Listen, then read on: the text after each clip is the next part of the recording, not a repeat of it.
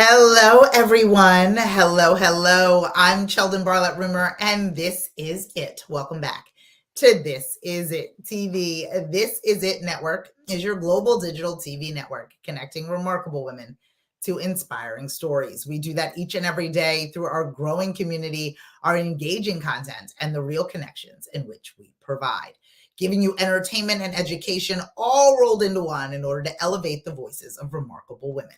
Super excited about all of the things in which we've got planned. I just got off the Zoom with Karim for Mindful with Karim. She's just absolutely wonderful. We do this bi-weekly segment, an episode on This Is It Network. And we were just talking about this month and what this month kind of looks and feels like. Welcome to November.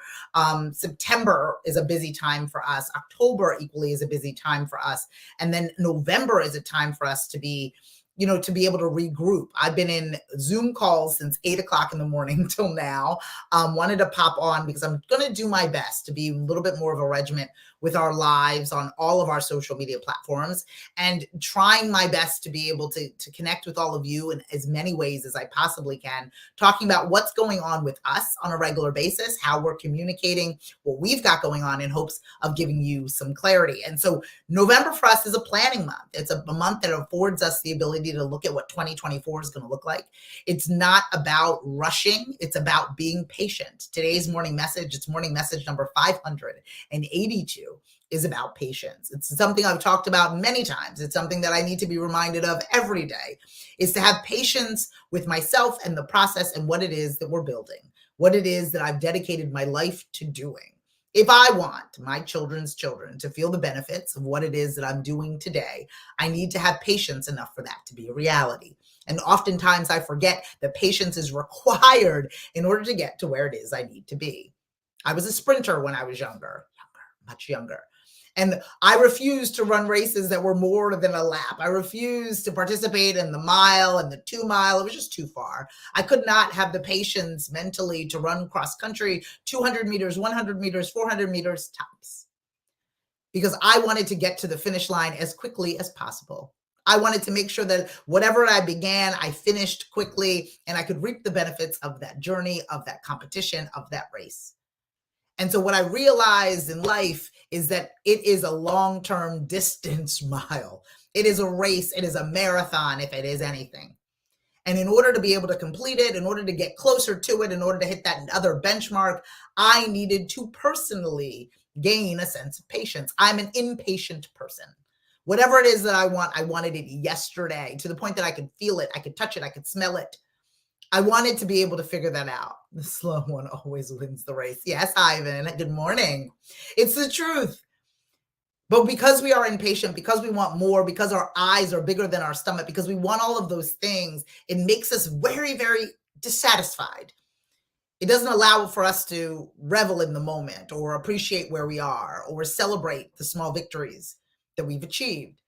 It makes us tired of thinking about what we need to do or what we should be doing. It makes us disappointed in even the little victories that we have, because it is not enough. We're not far enough. We're not, successful enough. And truthfully, for those of us, especially those of us who are ambitious, those of us who are working hard, those of us who put one foot in front of the other and are actually making strides, it is disappointing to not see the patience in what it is that we've got going on.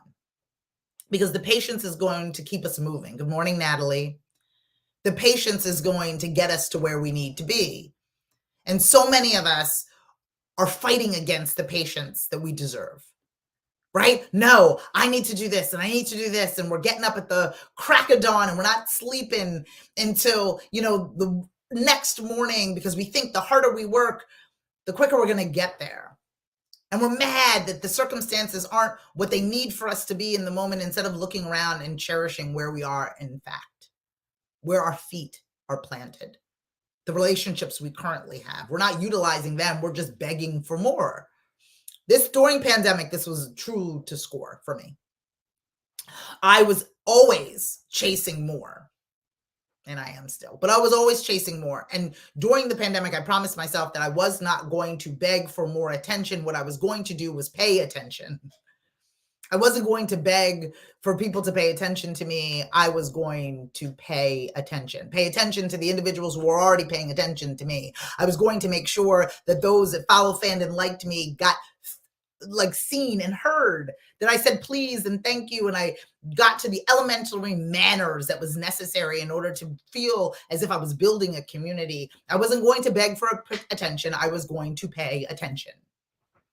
And along the way, my ambition began to distract me. Good morning, Arenthia. My ambition began to get the best of me. I rejected patience and started running that sprint again. I promised myself it would be a marathon, but the muscle memory of the 200 kicked in. And it was very much about how can I get there as quickly as possible? How can I beg for attention and not pay attention? And I promised myself in this humble November, where I have the opportunity to look at where I am today while recognizing where it is that I want to go, and I am going to pay attention. I'm going to look at where I am. I'm going to give myself an opportunity to say, okay, who is along for the ride with me? And we're going to talk to each other.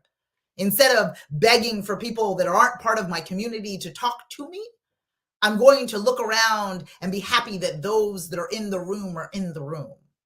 And I'm going to see what they need and how I can help them in those spaces and feel really good. And I'm going to find my patience again as I try to get closer to what it is that I want. I know for a lot of us, we are feeling impatient. We believe and we know that we deserve more than what we have. I'm not going to deny that. But I want for us to settle into where we are, not so we get stuck, but so we can really begin to enjoy the view, so we can look around and see what resources we have now. So we cannot beg for attention, but pay attention. Pay attention to those around us, pay attention to what we have, pay attention to the resources we currently have, and how can we make the best use of them. And I promise you, it's already began to make me feel better in the 1st of November. So I'm going to utilize this month, this opportunity to not only celebrate family and tradition, but also to remind myself of myself and regain a sense of patience. Patience that will hopefully help me get to where I need to be as I plan for 2024. So if any of you need to join me along this patience journey, if you need help in finding your voice, in telling your story, in no longer whispering your wishes, but in fact screaming your dream, I am your gal. Make sure that you reach out to us today and see how we can work together. My goal is to ensure that all of you really, truly elevate your voice, that you have the resources and inspiration and motivation in order to keep moving forward. Because a crawl is still forward, because a walk is still forward until we have the energy to run. Regain your sense of patience as you take one day at a time to get closer to where it is you want to be. I'm Cheldin Barlattt Rumer, and this is it. Oh, I'm so excited about all the wonderful things that are happening, and I'm grateful that I'm patient enough to enjoy the journey. I'll see you next time. Take care.